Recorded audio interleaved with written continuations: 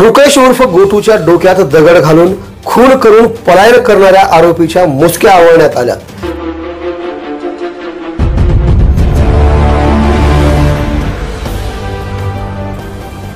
किनगाव पोलिसांनी 2च दिवसात अगदी शिताफीने हे काम करून दाखवले। या कामगिरीमुळे कानून के हाथ बड़े लंबे होते हैं या उक्तीप्रमाणे किनगाव पोलिसांनी पोलीस पेशाची मान उंचावण्याचं काम केलं आहे। किनगाव येथे कार्यरत असलेले सहाय्यक पोलीस निरीक्षक भाऊसाहेब खंदारे या प्रकरणाची माहिती देण्यासाठी आपल्या सोबत जोडले गेले आहेत। मी सहाय्यक पोलीस निरीक्षक भाऊसाहेब खंदारे, पोलीस स्टेशन किनगाव। दिनांक 20/6/2024 रोजी येलदरवाडी येथील ज्ञानोबा रंगनाथ गीते यांच्या तक्रारीवरून पोलीस स्टेशन किनगाव येथे गुन्हा 177/24 कलम 302 भादवी अन्वये नोंद होता। सदर गुन्ह्यामध्ये तक्रारदार यांचा नातू रुकेश उर्फ गोटू तुकाराम गीते वय 13 वर्षे याचा त्यांच्याच गावातील योगेश तुकाराम केंद्रे नावाच्या व्यक्तीने खून केल्याबाबतची तक्रार होती।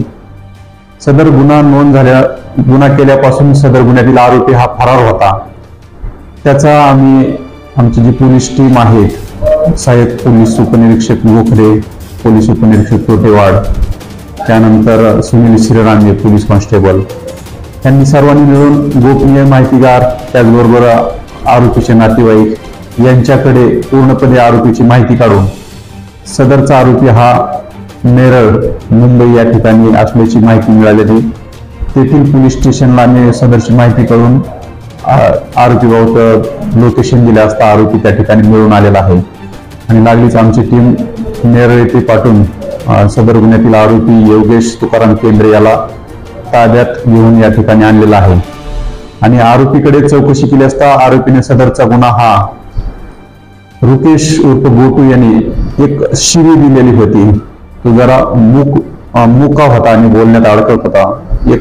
त्यांनी मुक्या भाषेमध्ये त्याला जे बोलतात त्या भाषेमध्ये शिवी दिल्याचा राग त्यांनी मनात धरून डोक्यात अगोदर दगड मारला आणि दगड मारलेला हा ते कुणाला तरी सांगण आणि त्याच्यावर गुन्हा दाखल होऊन या भीतीने त्याला गावाशेजारी असल्या वड्यात नेऊन दगडाने ठेचून त्याचा खून केला आणि त्यानंतर गावातील एका दुकानातून 280 रुपये चोरून त्या रकमेच्या आधारे तो गंगाखेडपर्यंत गेला होता आणि तिथून नंतर तो विदाऊट तिकीट रेल्वेनं नेरळ मुंबई या ठिकाणी पोहोचला होता।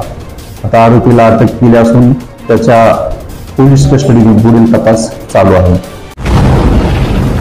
आवाज बहुजनांचा।